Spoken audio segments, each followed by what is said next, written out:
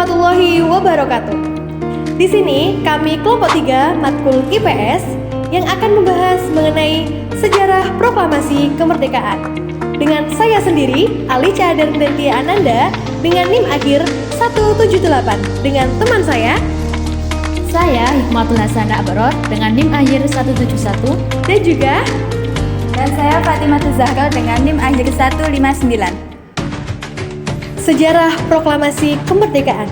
Tidak hanya itu, kita juga akan melihat dari 3 sudut pandang sejarah, yaitu ada konsep waktu, konsep kesinambungan, dan juga konsep perubahan.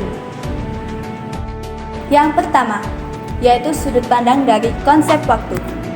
Indonesia telah merdeka pada tanggal 17 Agustus 1945. Ini merupakan momen yang sangat bersejarah setelah Indonesia resmi dinyatakan merdeka.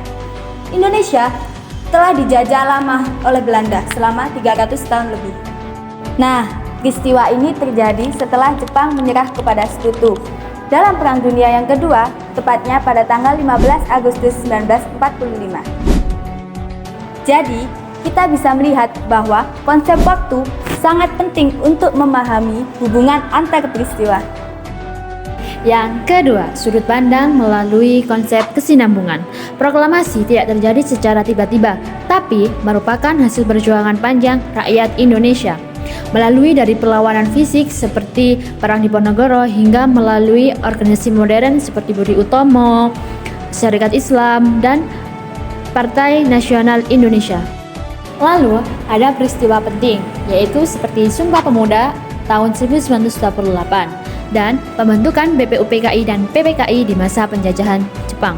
Semua peristiwa itu saling berkaitan dan berkesinambungan satu sama lain sehingga mengantarkan rakyat Indonesia menuju kemerdekaan. Dan yang terakhir adalah konsep perubahan. Proklamasi membawa perubahan yang sangat besar bagi Indonesia. Dari yang awalnya negara jajahan menjadi negara yang merdeka dan juga berdaulat. Kita mulai menyusun pemerintahan sendiri, membuat undang-undang dasar, dan juga membentuk lembaga negara.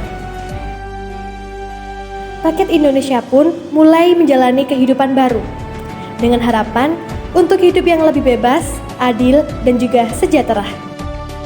Dengan memahami konsep waktu, perubahan, dan kesinambungan, kita bisa melihat bahwa proklamasi bukan cuma suatu hari penting, tapi merupakan proses yang penting dalam sejarah bangsa kita. Itulah mengapa kita harus selalu menghargai dan juga menjaga kemerdekaan ini. Pesan dari kita, selalu lestarikan kemerdekaan kita dan jangan lupa untuk selalu mengenang jasa para pahlawan yang telah gugur. Hidup Indonesia Merdeka! Proklamasi.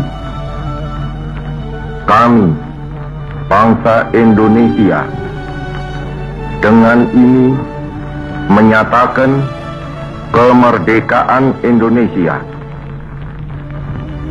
Hal-hal yang mengenai pemindahan kekuasaan dan lain-lain diselenggarakan dengan cara saksama dan dalam tempo yang sesingkat-singkatnya. Jakarta, 17 Agustus 1945, atas nama bangsa Indonesia, Soekarno Hatta.